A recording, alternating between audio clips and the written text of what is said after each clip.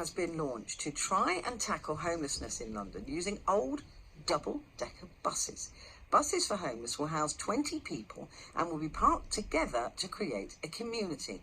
And our reporter, Greg Mackenzie, is on one of the buses this morning. Good morning, Greg. Are you on the eating bus by any chance? No, the eating bus, that's still being painted just behind me. But there's 4 buses here in Croydon, Petrie, and I'm on one of them. That's the sleeping bus. So I've had a little walk around, and it's basically been kitted out. Upstairs is full of single beds. So I've laid in one. Very comfortable. They've had donations from people like Laura Ashley, and lots of other people in the community have been donating to really renovate these buses to create a safe haven, if you like, for some of London's homeless people. And with me now is Dan Atkins. He's the founder of Buses for Homeless. So Dan, how did this idea even come about, and where did you get these buses from? Yeah, so I've been building buses and coaches for the last 5 years, and one day I discovered a friend of mine who was sleeping rough under a coach, and that literally broke my heart. So later that day, him and I went out.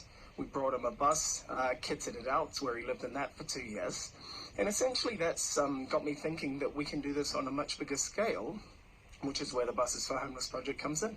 And then this one we're on is a sleeping bus. So the idea is you've had these donated. So who donated them? Yeah, so the amazing people at Stagecoach donated us 4 buses, and we've been incredibly grateful and lucky to be sponsored by people like the HBAA. Bathroom Takeaway also gave us a bus, and it's just been incredible, the engagement from the community that we've had. And the hope is that these buses, will they stay here in this car park, or will they move and kind of be a roving homeless shelter, really, for homeless people? Yeah, so in an ideal world, we'd love a static site. That makes things a lot easier, but so what we're looking for is a council or somebody like that to get involved in that needs our support.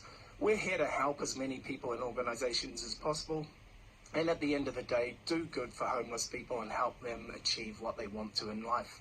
And so the idea is, Petrie, if they found a council or a site, someone that would donate the land, they could then have homeless people come and meet the bus and sleep on the bus of a night time. So what they have, there's 4 that are being renovated. This one we're on is the sleeping bus, that's almost finished. Then you've got a learning bus, then you've got a cooking bus, and then I've missed one out. There's a 4th one. And there's a bus for well-being. So the whole premise of our program is actually 3 months. So we're aiming for fundamental change. Essentially, we want to work out how and why these people have become homeless in the first place.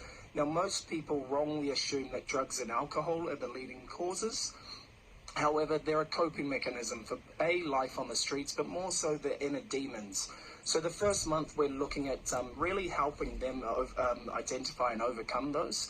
And then for the following 2 months, we provide them soft and vocational skills on board our buses for learning in order to get them into employment, education, apprenticeships, or help them set up their own businesses. And I mean, you're giving people opportunity, because the guy that's painting one of the buses, just in the other bus, Petrie, he was homeless. And now Dan and his organisation have helped him out. But they still need help. They need donations. They need other things for this project to really take off. So what are the things you're after, or you need to help the homeless people of London? Look, there's 3 things that we need. A fixed site.